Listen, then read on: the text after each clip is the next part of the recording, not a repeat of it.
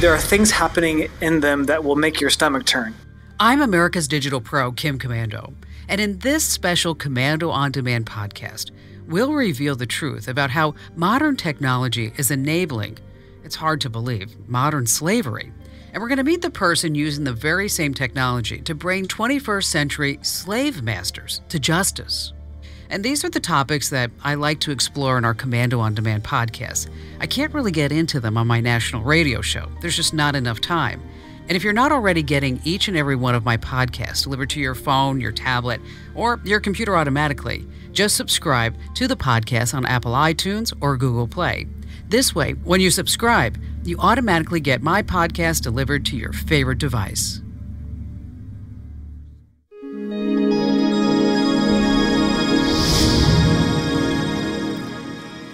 There's a term you hear often in the media, human trafficking. It's a modern phrase that actually describes a pretty ancient crime. Well, it's slavery.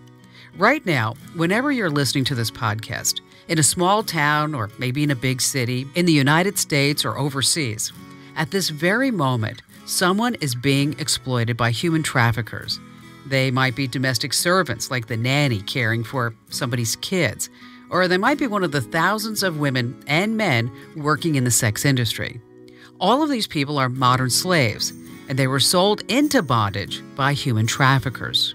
At the time, I was just very young and hurt because of the abuse in my own home. That's Katarina Rosenblatt.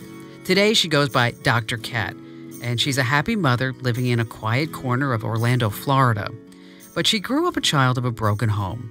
Her mother managed to escape from the clutches of her abusive father. But when Kat was just 13 years old, she fell into the arms of a human trafficker. He was a good-looking guy, nice, very sweet and charismatic, but I would never have thought that he was a pimp or a trafficker, and I had no education about that. I had no understanding about prostitution. Kat, do you remember when you actually realized that this guy was up to no good? One day when I asked him for chips, he gave me $1 and he said, well, one day you're going to owe me. And that day would come when he would sell me to a sex tourist that came to the hotel looking for an American virgin girl. And so that's kind of how it started for me. Kat spent the next 4 years working as a child prostitute. Although Kat says that's not the right way to describe what happened to her. I really feel like it was child abuse. I was not a willing participant, so I always feel like I need to let people know and make them aware. Because I was a kid, I did not sign up for this. Wow, I know this can't be easy to talk about, Kat. I wound up becoming heavily addicted to cocaine. From there on out, it was just like a numbing. And so I went through these different experiences from age 13 to 17 when I fell for a false modeling scam. And it was finally then that I went to the police. But even then, they wouldn't believe me. They just looked at me like a juvenile delinquent. Kat eventually told her mother what was happening to her. And thanks to her mom and her own incredible resilience, she escaped that life. She got her high school degree, she went on to college, she got a master's in law, and then a PhD. After a convocation, she decided to devote her life to saving other girls from the nightmare that she experienced. She started a foundation called There's Hope for Me. Kat, can you tell me a little bit about the girls who you work with? Honestly, it's much more prevalent than parents could even imagine. We see girls all the time getting recruited in the mall, getting recruited online through social media, false friends. I think it's even more prevalent today because of the internet. Everyone says that prostitution might be the oldest profession, but today, because of the internet and just about everything else, it's gone digital. That seedy street corner has been replaced by an even seedier corner of the internet. People under the assumption that these types of crimes happen like a made-for-Hollywood movie, when that's not the reality, and it really does a disservice to those who are being victimized in these type of exploitive situations. That's Dr. Kimberly Melman Orozco. She studies modern slavery and human trafficking. She's the author of a forthcoming book that's entitled Hidden in Plain Sight, America's Slaves of the New Millennium. When you're out in public If you did come across a victim, 9 times out of 10, you would not be able to tell that you have come across a victim. You, I, your listeners, everybody that you know, we have all touched or consumed products of slavery. We have met victims without our knowledge. Sex traffickers in particular use very clandestine methods for recruiting and controlling their victims, faux relationships, romantic relationships, and that's able to recruit and control someone in a way that is not easily discernible to an outside perspective. It's hard to understand how someone could be fooled into selling their body. You've spoken to so many victims of sex trafficking. How exactly are the traffickers able to coerce people into this life at all? Mentally manipulating them almost into complacency, making them perceive themselves as consenting participants. That takes skill. And these sex traffickers often do have skills in order to make their victims perceive themselves as consenting when they are being exploited. Crazy. What you're describing actually sounds to me like the Stockholm Syndrome. So that Stockholm Syndrome type of relationship is termed trauma bonding. And this trauma bond, it's stronger than a physical chain. Kat, you mentioned briefly before that the internet has changed the sex trafficking industry. Can you tell us a little bit more what you meant by that? We see girls all the time getting recruited online through social media. So you want to stay right where you are, because coming up, how can we protect our kids from these kinds of predators? They're really savvy. As a parent, this is so scary for me to hear, and I'm sure for the many parents and grandparents listening to you right now. Parents need to know the signs of what to look for, and foster parents, how to keep your kids safe. And one of the signs is definitely, looking at their social media and seeing who are these people who are friend requesting or following your child, or looking at their Snapchats and making sure that they're not putting explicit photos, that they're not sexting anybody. Human traffickers conduct their vile work on many corners of the web. They often make first contact with their prey on social media. They use apps like Twitter and Snapchat. Once entrapped, the traffickers sell their victims services on public websites like Craigslist or Backpage.com. But these pimps also communicate with Johns on something called the dark web. But a lot of people are confused about the dark web. Despite its dramatic name, the dark web is actually pretty simple to understand. Think of it kind of as an alternative internet. There are many versions of the dark web, but one of the most popular is something called Tor. This stands for the Onion Router. You see, you need a special Tor web browser which can access specially designed Tor websites. The connection between the Tor browser and the Tor website is almost totally anonymous. And if you think about it, that's a dream come true if you're democratic activists in a heavily censored country like China. But it has also become the new Wild West for criminals. There are so many illicit markets that operate on the Tor network. The vast majority of those are selling drugs. But in a tiny minority of Tor markets, you can find a thriving human trafficking industry. So, Kimberly, you've studied these dark web trafficking websites. Do you think they can actually be stopped? One of the dangers with the Onion Router, it further masks your presence on the internet. The way that I conceptualize Tor, the Onion Router, is like a fake ID. Not only is it a fake ID, but it's a fake ID that's ripped up into a million different pieces and routed around the world before it's being exchanged. I'm glad you said that, Kimberly, because I've also invited someone to join us who's helping law enforcement to evolve. Hi, Chris. Take a moment and introduce yourself. My name is Christopher White. I'm a principal researcher and partner at Microsoft in the Artificial Intelligence and Research Division. Chris, I'm so thrilled that you could join us in this conversation because of your incredible work combating human trafficking on the dark web.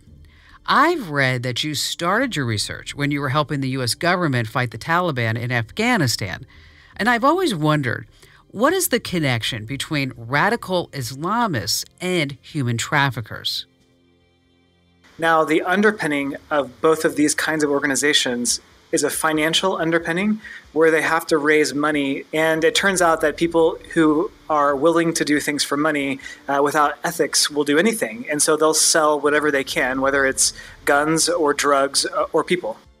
So how were you using technology to fight the war in Afghanistan? In Afghanistan, we saw this potential starting because of the role of the internet and how you might use it to assess, say, where a bomb was going to go off. It turns out, coming back to the US, we have very similar problems. We need to know where things are happening, who's involved in them, and if it's going to endanger someone, how to do something about it. Let me explain. Chris was still in his 20s, fresh out of Harvard School of Engineering, when the Defense Advanced Research Projects Agency hired him, otherwise known as DARPA. DARPA is basically the tech special forces for the U.S. military. The Army had this big problem when Chris was hired in 2010. U.S. intelligence was incredibly good at collecting enormous troves of information about the enemy, talking about email, telephone, and social media communications, then of course satellite and drone surveillance, observations of military units right on the ground. It was all good and useful intelligence, but there was a problem. There was just way too much of it. Far too much for any one person to make sense of it all. So Chris developed a new kind of, say, search engine to sift through all this information. It was so effective that by the time he left Afghanistan, he had been promoted to the equivalent rank of a one-star general. After returning to the United States, he decided to adapt this new search engine, which he called Memex, to the problem of human trafficking.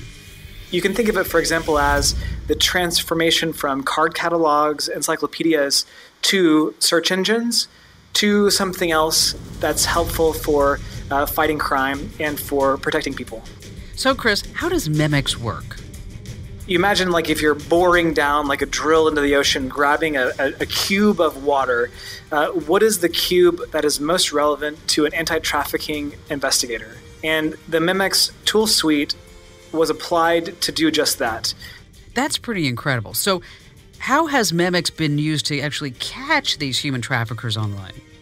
For example, the District Attorney of New York, they have a problem where there are, say, 500,000 ads for sex online in a year in New York City. And they have to assess where there are victims, how many there could be, how many people are involved. The Memex technologies allow you to discover the relevant public information online that can be used as evidence. Chris wasn't alone in developing Memex. It was this mammoth project that's estimated to have cost, get this, as much as $50 million.